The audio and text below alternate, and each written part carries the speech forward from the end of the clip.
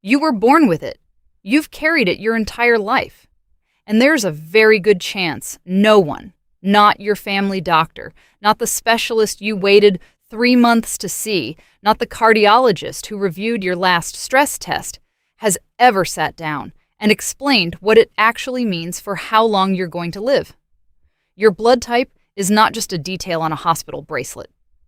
New research suggests it is one of the most underexplored biological factors in how your cardiovascular system ages, how your brain handles stress, and how your immune system responds to the threats that become more dangerous after 60. If you've never thought about this, that's not your fault. It was never explained to you.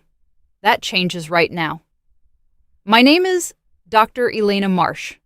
I've spent over 20 years in clinical medicine, and I've watched the same pattern repeat itself thousands of times.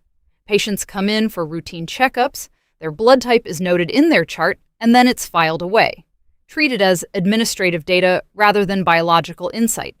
But the research tells a different story. Studies published in arteriosclerosis, thrombosis, and vascular biology, one of the most rigorous cardiovascular journals in the world, have found statistically significant associations between ABO blood type and the risk of coronary heart disease, venous thromboembolism, and all-cause mortality. These are not fringe findings. They are peer-reviewed, replicated, and largely ignored in the average 10-minute appointment. What I'm going to give you today is what that appointment never had time to deliver.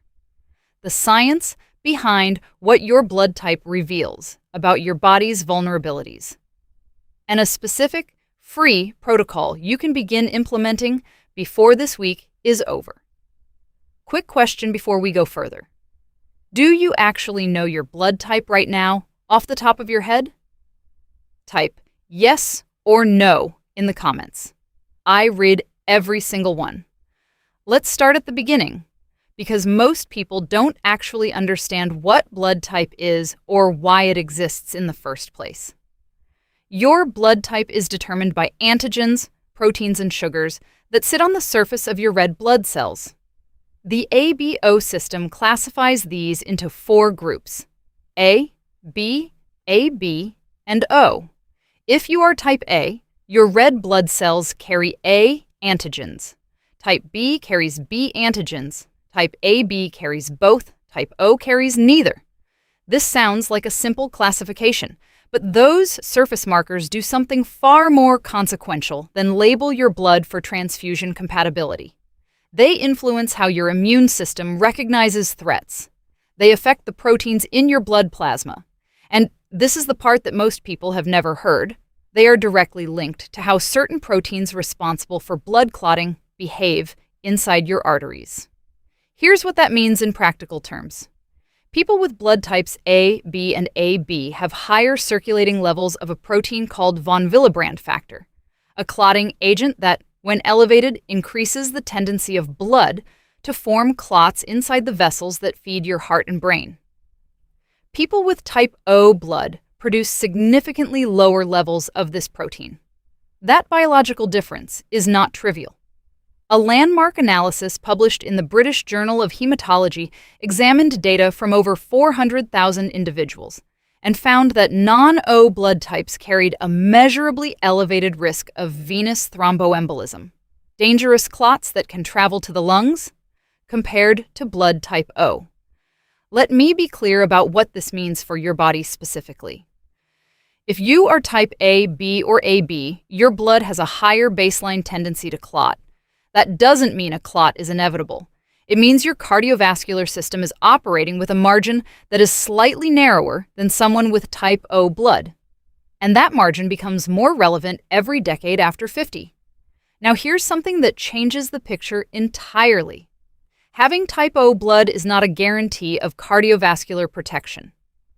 Research published in the European Heart Journal identified a different risk for type O individuals, a higher susceptibility to certain bleeding disorders, and, in some populations, an elevated risk of ulcer-related complications due to differences in how the gastric lining interacts with H. pylori bacteria.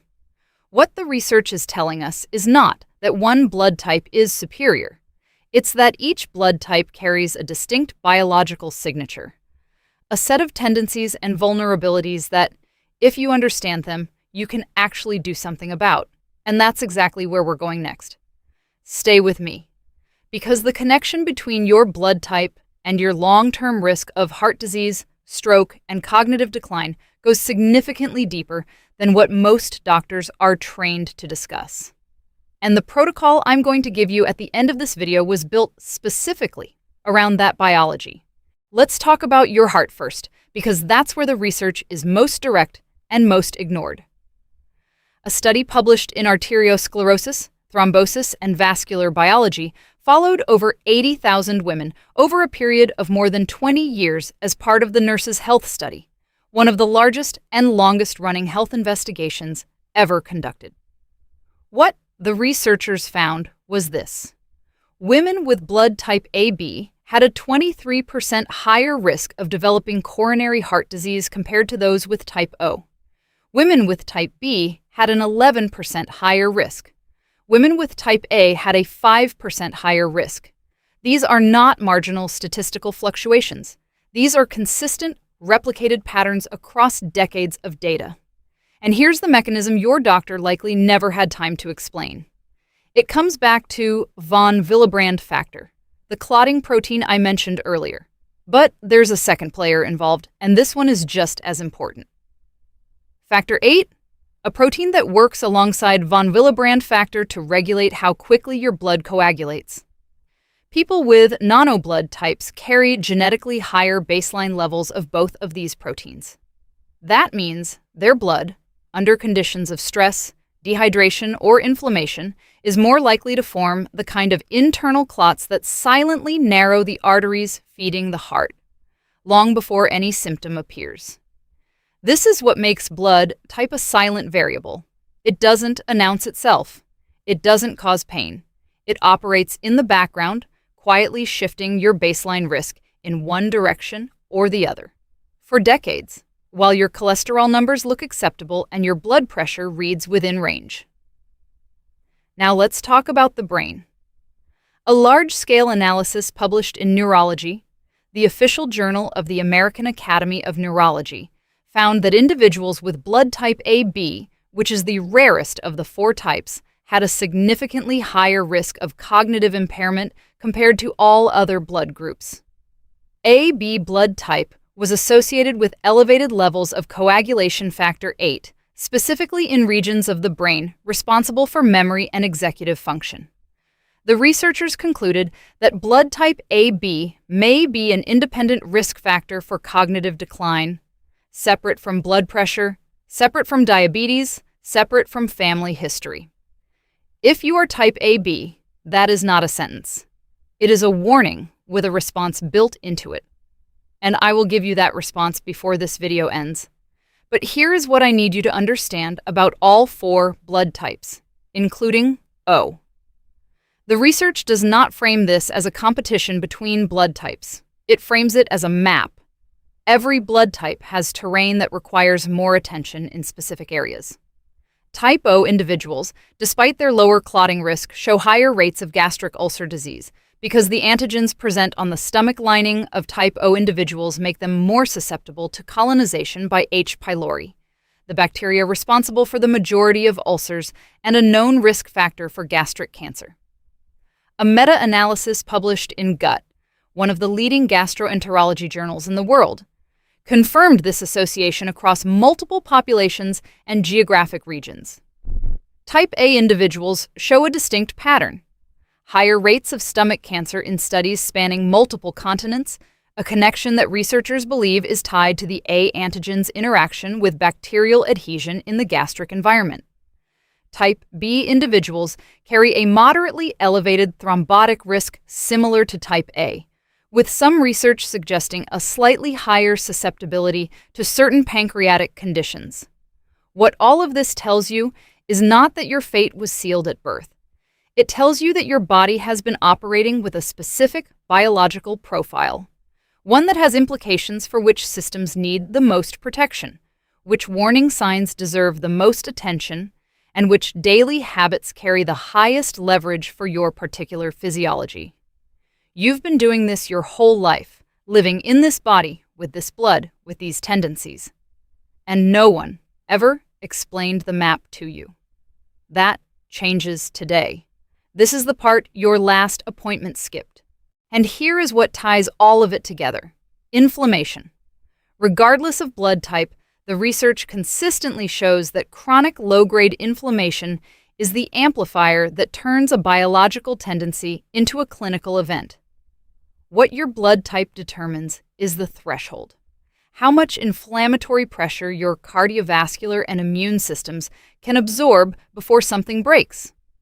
Non-O blood types, with their elevated clotting factors, reach that threshold faster under conditions of chronic inflammation, which means the habits that drive inflammation, poor sleep, processed food, chronic dehydration, sedentary behavior, carry a different weight depending on your blood type. Has your doctor ever explained this connection to you? Write never or yes in the comments right now. This is where the science stops being abstract and starts being personal. Because what the research has also shown is that specific, simple daily interventions can measurably shift inflammatory markers, and in doing so, can effectively narrow the gap between blood types when it comes to cardiovascular and cognitive risk. That is exactly what the protocol I'm about to give you was designed to do. Stay with me, because what comes next addresses all of this directly. And it starts today. Here is exactly what I want you to do, starting today. I call this the Blood Type Defense Protocol. 4 steps. No equipment, no supplements, no prescription required. Each one targets a specific biological mechanism that your blood type makes relevant. And each one is backed by the same research base I've been walking you through. This is not a general wellness routine. This is a protocol built around the science of what your blood type does inside your body, and what you can do to work with that biology instead of against it. Step 1. Hydrate before your blood thickens. Every morning, before coffee, before food, before you look at your phone, drink 16 ounces of water. That is 2 full glasses, and I need you to understand why this is the first step and not a suggestion. During sleep, your body loses fluid through respiration and perspiration without replacing it. By the time you wake up, your blood is measurably more viscous, thicker, than it was when you fell asleep. For individuals with non-O blood types, whose baseline von Willebrand factor and factor VIII levels are already elevated, that morning viscosity is compounded. Thicker blood moving through narrowed or stiffened arteries, which is the reality for most adults over 60, requires more pressure to circulate. That pressure spike in the early morning hours is not coincidental. Research published in the American Journal of Hypertension has identified the period between 6 and 10 a.m. as the highest risk window for cardiovascular events across all blood types. Morning dehydration is one of the modifiable factors driving that window. 16 ounces of water before anything else, every morning. That is step 1. It takes 90 seconds, and it directly addresses the clotting and viscosity risk that your blood type may be amplifying while you sleep. Step 2. Move within 30 minutes of waking for exactly 10 minutes. Not a workout, not a gym session. 10 minutes of continuous, low-intensity movement. A walk around the block, gentle stretching combined with slow walking in place. Anything that keeps your body in motion without stopping. Here's the biological mechanism. When you stand up from sleep and remain sedentary, sitting at the kitchen table, lying on the couch, your blood pools in the lower extremities. For individuals with elevated clotting factor levels, that pooling creates conditions favorable to clot formation in the deep veins of the legs. This is called venous stasis, and it is precisely the environment in which deep vein thrombosis begins. The same condition the British Journal of Hematology Analysis linked to elevated risk in non-O blood types. 10 minutes of movement disperses that pooling. It activates the muscle pump in your calves, which acts as a secondary heart, pushing blood back up through the venous system. It raises your body temperature slightly, which reduces blood viscosity, and it triggers the release of nitric oxide from the endothelial cells lining your arteries, a compound that naturally relaxes vessel walls and improves blood flow. 10 minutes within 30 minutes of waking every day. That is step 2. Step 3. Eat one anti-inflammatory food at your first meal, deliberately, not a supplement, not a superfood powder, one real food from a specific research-supported list consumed at breakfast or your first meal of the day.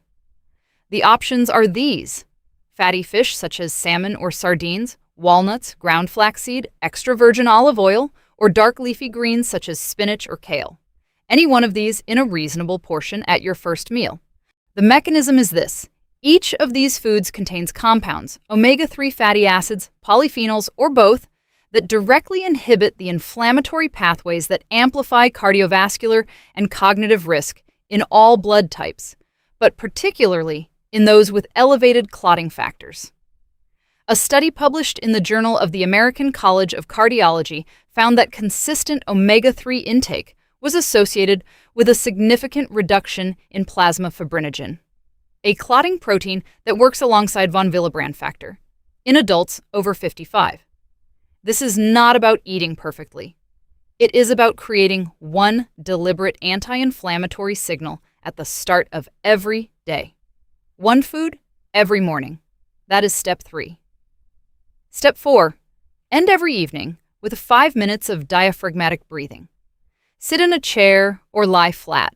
Place one hand on your chest and one on your abdomen. Breathe in slowly through your nose for 4 counts. Your abdomen should rise. Your chest should stay relatively still. Hold for 2 counts. Exhale slowly through your mouth for 6 counts. Repeat for 5 minutes before sleep. This is the step that most people skip. And it is the one with the most direct impact on the overnight clotting environment that your blood type influences. Here is why. Chronic activation of the sympathetic nervous system, the stress response, elevates cortisol, which in turn raises von Willebrand factor and fibrinogen levels. If you go to sleep in a state of low-grade sympathetic activation, which most adults over 60 do without realizing it, your blood enters the overnight window already primed for elevated clotting activity. Diaphragmatic breathing activates the parasympathetic nervous system, the counterbalance to stress, within minutes. Research published in Frontiers in Human Neuroscience demonstrated measurable reductions in cortisol and inflammatory markers following consistent slow breathing practice in older adults. 5 minutes. Every evening, before sleep. That is step 4. The blood type defense protocol. 16 ounces of water before anything else. 10 minutes of movement within 30 minutes of waking. 1 anti-inflammatory food at your first meal. And 5 minutes of diaphragmatic breathing before sleep. 4 steps. Every day. Starting today. Write the name down if you need to. Tell someone at dinner tonight. Because the value of a protocol is not in knowing it. It's in doing it consistently enough that your body has no choice but to respond. You came into this video carrying a piece of information about yourself that you've had your entire life, your blood type. And no one had ever told you what it actually means for the way your cardiovascular system ages, the way your brain handles decades of stress, or the way your body responds to the threats that become more serious after 60. You're leaving with the science, and you're leaving with 4 steps you can begin today. Steps that cost nothing, require no equipment, and work directly with the biology your blood type has already determined for you. That took 20 minutes. Use them. There is someone in your life, a spouse, a sibling, a close friend, who has never once connected their blood type to their heart risk, their clotting tendency, or their cognitive health. They are living with the same information gap you had 20 minutes ago. Share this video with them, not for this channel, because what their doctor never had time to explain is right here, and they deserve to have it before the morning it matters most. If you haven't subscribed yet, please do that now. Every week, I bring honest, research-based information about what your body needs after 60. The information I wish every patient had before they ended up sitting across from me. Subscribe so you don't miss what's coming next. Everything I've shared today is based on published research and clinical experience. It is not a substitute for your personal medical care. Before making any changes to your medications, diet, or daily routine, please speak with your own doctor first. They know your history. Bring this information into that conversation. That's exactly where good medicine begins.